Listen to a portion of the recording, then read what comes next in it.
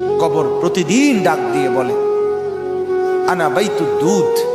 প্রত্যেকের কবর প্রত্যেককে ডেকে বলে, ও আল্লাহর বান্দা, জানো আমি পোকামাকড়ের ঘর, পোকামাকড়ের ঘর। তুমি তো সেই বান্দা যে একটা মশা কানের পাশ দিয়ে উড়ে গেলে তোমার ঘুম বন্ধ হয়ে যায়, চোখ মিলে যায়।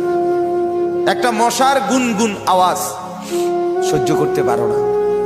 একবার কয়েল, একবার অ্যারোসোল, একবার মশারি, এরপরও তুমি চাও যে একটা মশাও যেন আমার কানের কাছে গুনগুন না করে।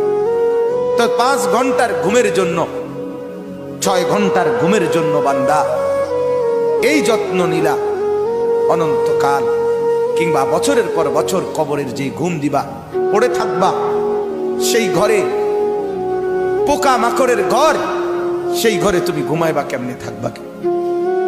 আমার বাপ